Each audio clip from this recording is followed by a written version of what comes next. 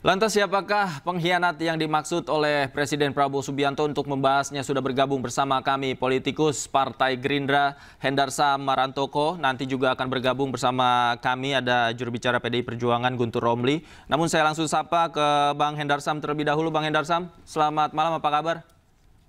Alhamdulillah baik, Mas. Baik ya. Oke, Bang Hendarsam, bagaimana Anda menafsirkan pidato Pak Prabowo yang mengatakan akan menyikat habis pengkhianat?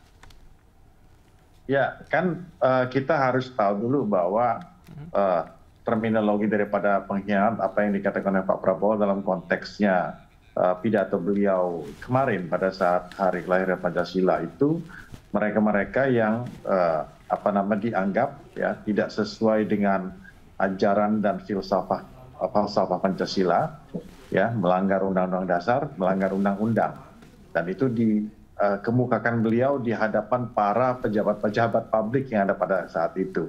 Jadi itu bukan merupakan suatu bentuk, sekali lagi, suatu bentuk warning, ya, satu bentuk teguran yang sangat keras dan suatu bentuk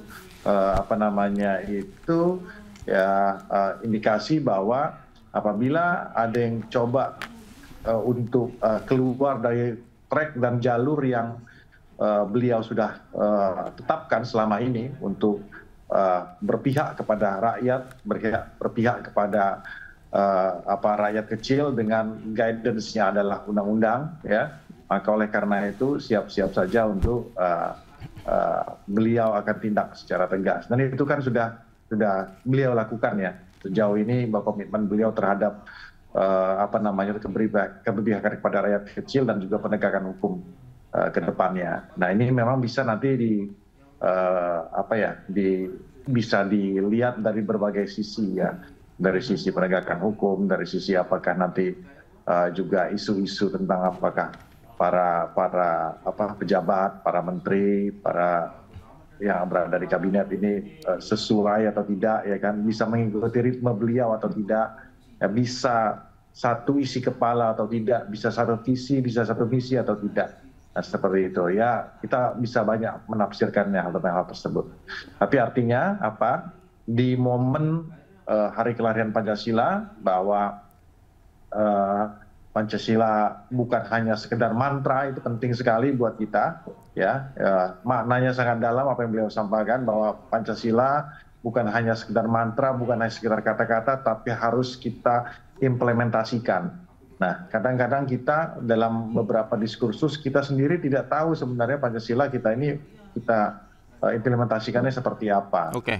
Ya kan, seperti itu. Nah, oleh karena itu beliau ingin memberikan suatu gambaran secara konkret bahwa ya apabila tidak sesuai dengan Undang-Undang Dasar, dengan undang-undang, ya kan, tidak sejalan dengan pemerintah, ya itu tidak sesuai dengan Pancasila.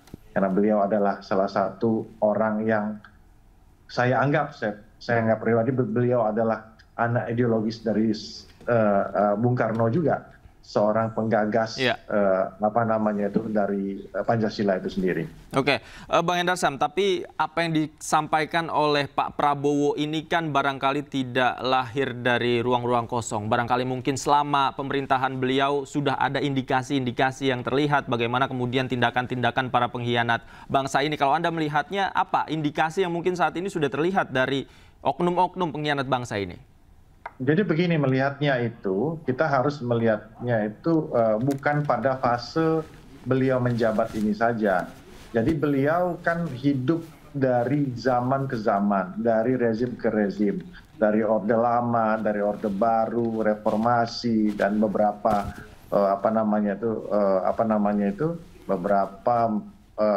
rezim-rezim pemerintahan yang ada. Nah, jadi beliau tahu persis bagaimana mereka ini bekerja, ya, para oknum-oknum ini bekerja, ya, criminal mind dari para orang-orang itu mereka tahu, maka kan sering dia sampaikan, hey, jangan main ya di situ, ya, hati-hati, saya tahu, saya bukan orang bodoh yang bisa kalian kibulin. Nah, salah satu bentuk konkret yang kemarin beberapa hari saya sampaikan bahwa contoh, ini kan konteksnya contoh yang paling dekat ini masalah penyelenggaraan haji. Masalah penyelenggaraan haji ini, Mas, ya, ini sebagaimana kita ketahui, kalau tidak salah itu dua menteri saja terlibat, ya kan, terbukti melakukan melakukan tindak pidana korupsi penyelenggaraan haji. Nah, apa tindakan konkret yang beliau lakukan dalam hal ini? Beliau melantik 7 orang mantan pegawai KPK, ya, yang pada saat itu dipecat karena tidak lulus tes wawasan kebangsaan (TWK), ya kan. Nah, ini sedangkan mereka ini dianggap atau oleh sebagian masyarakat dan juga pegiat anti korupsi adalah orang-orang yang mempunyai kapasitas dan mempunyai integritas sebenarnya.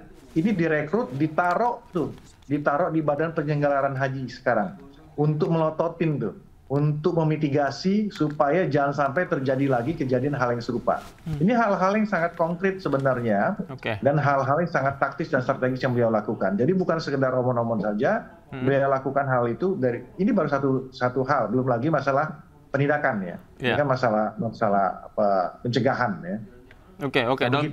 Dalam pidatonya juga Pak Prabowo menyinggung pejabat yang menyalahgunakan jabatan. Nah, ini juga ada banyak ini yang terjaring oleh aparat penegak hukum terkait penyalahgunaan jabatan ini, Mas. Iya, ya termasuk itu juga. Kan tinggal artinya kan berulang kali beliau sudah menyatakan hal tersebut, ya kan.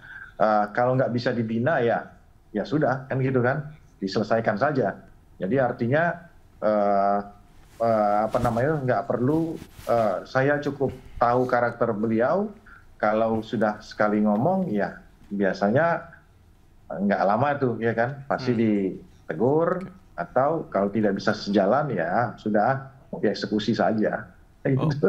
Sesimpel itulah kalau Bapak. Oke, baik. Terima kasih Bang Hendarsam Marantoko, politikus Partai Gerindra, sudah bergabung bersama kami di iNewsroom. Sayang sekali tadi juga kita sudah mengundang Bang Guntur Romli, namun beliau berhalangan untuk bergabung sama diskusi kita malam hari ini. Terima kasih Bang Hendarsam. Selamat malam, sehat selalu Bang. Sama-sama, ya, makasih ya. Assalamualaikum warahmatullahi wabarakatuh. Waalaikumsalam.